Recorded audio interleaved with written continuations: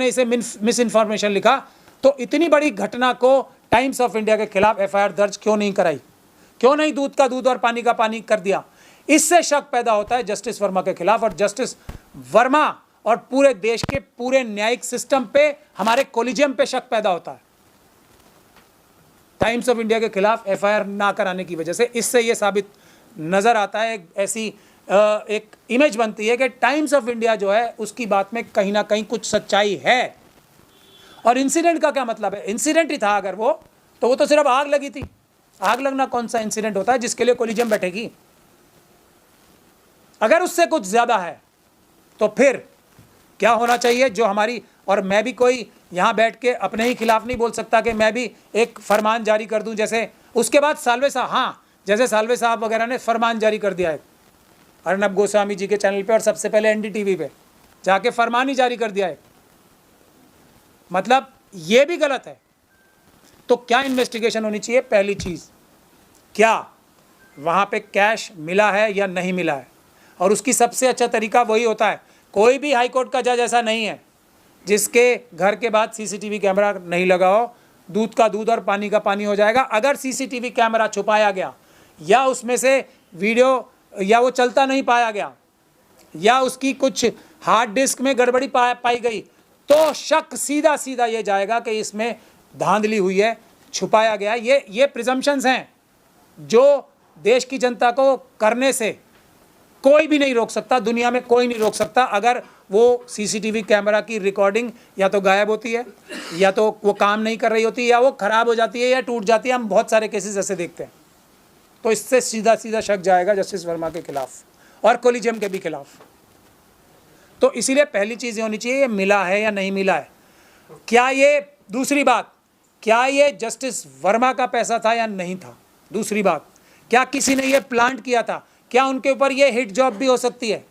इन सब की इन्वेस्टिगेशन होनी चाहिए। क्या किसका पैसा था, इसकी भी इन्वेस्टिगेशन होनी चाहिए, और फ्री एंड फेयर होनी चाहिए। अगर ऐसा नहीं, ये भी नहीं होना चाहिए कि इनको स्केपगोट बना दें। अब मैं अपनी ज़ाती बात पे आ जाता हूँ। मैं चाहे सही समझता हूँ या गलत समझता हूँ, मैं ये मानता हूँ कि दिल्ली हाई कोर्ट में मुट्ठी भर ईमानदार जजेस हैं जो पूरी तरीके से ईमानदार कहे जा सकते हैं। तो उसमें से मैं जस्टिस वर्मा को भी एक मानता था, और मेरी बहुत फजीयत हुई है पिछले 2-3 दिन में, क्योंकि हमारे लॉयर्स में डिस्कशन होते थे ना, मैं इनको ईमानदार जज बोलता था। आज भी समझता हूँ, क्योंकि किसी को भी बगैर ट्रायल के कंडेम कर देना मैं फिर गलती मानता हूँ। और जस्टिस वर्मा की तरफ से ही ये मैं बात बोल रहा हूँ कि जस्टिस वर्मा का कोई हितैषी है तो उसको एफआईआर टाइम्स ऑफ इंडिया के खिलाफ करानी चाहिए, दूध का दूध पानी का पानी करने के लिए। तो मुझे ताने मिल रहे हैं कि ये ले लो अपने, इनको ईमानदार जज बोलते थे आप। तो मेरा ये कहना है कि अगर ऐसे ईमानदार जजेस भी हो सकते हैं, अगर ये इसकी बात में रत्ती भर भी सच्चाई है, तो आप सब लोग, देश के सारे लोग अंदाज़ा लगा सकते हैं कि मेरा जैसा व्यक्ति अगर किसी को ईमानदार समझ रहा था और उसके बारे में इतना सा भी सच्चाई है इस बात में, तो बाकी सब जजेस क्या कर रहे होंगे, क्या नहीं कर रहे होंगे। हाई कोर्ट के जजेस, डिस्ट्रिक्ट कोर्ट के जजेस, सुप्रीम कोर्ट के जजेस, आप लोग खुद अंदाज़ा लगा लो। और ये इसी भ्रांति को दूर करने के लिए कोलिजियम की जिम्मेदारी है कि इसमें तुरंत निष्पक्ष जो है इन्वेस्टिगेशन कराई जाए।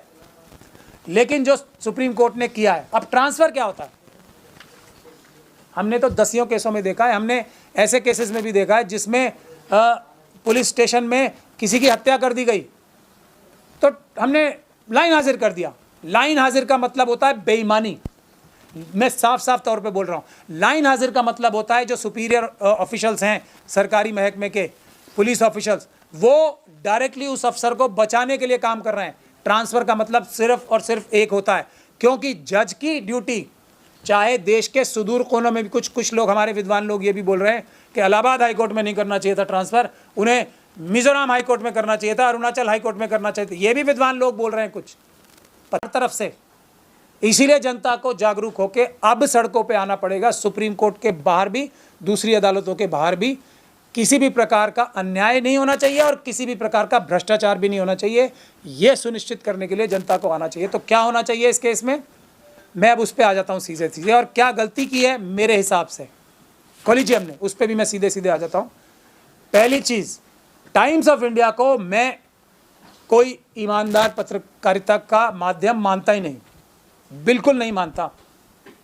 मैं ये साफ साफ कह रहा हूँ, अगर उन्हें कोई कानूनी कार्रवाई करनी है तो कर लें, मैं उसको मेक गुड करूँगा अपनी स्टेटमेंट को। मैं आप लोगों को टाइम्स ऑफ इंडिया से ज़्यादा ईमानदार, ज़्यादा पत्रकार मानता हूँ।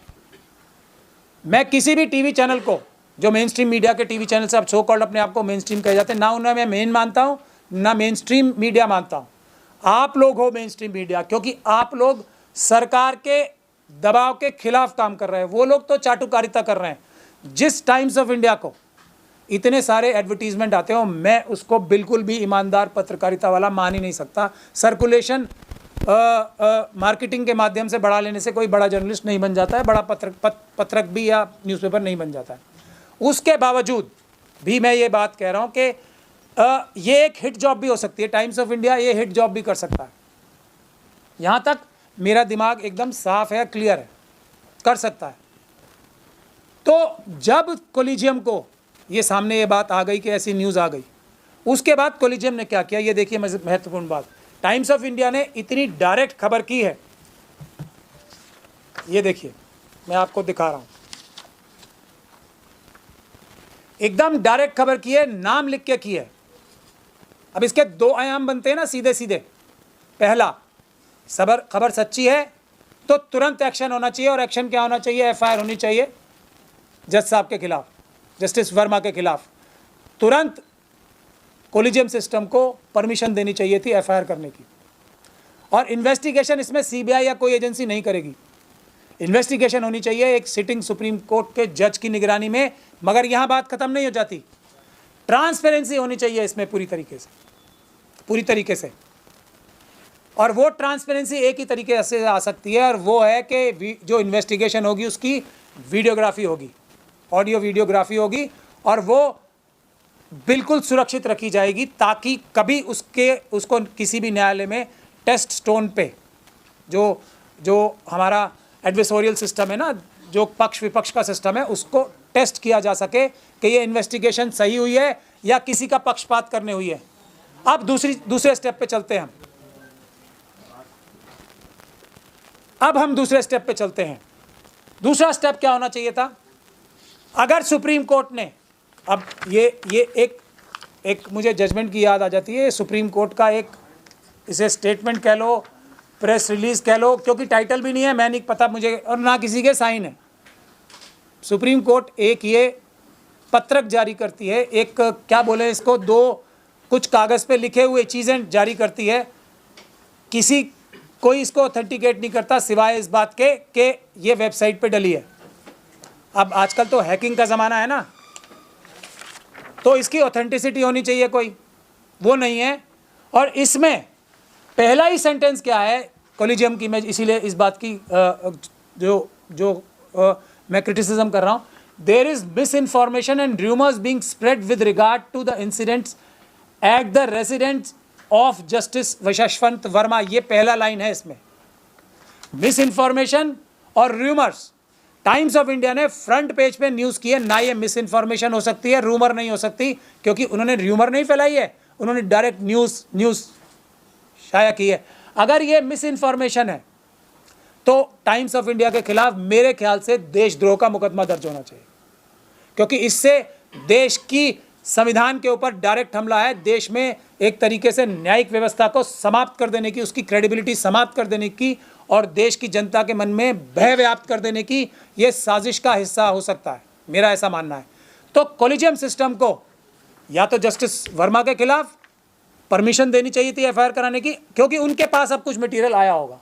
ये भी कहा गया है कि दिल्ली हाई कोर्ट के जो चीफ जस्टिस हैं वो इंटरनल कंप्लेंट्स कमेटी जो एक होती है उसके तहत कुछ इन्वेस्टिगेशन की है, तो कुछ तो बात सुप्रीम कोर्ट के कोलिजियम के पास थी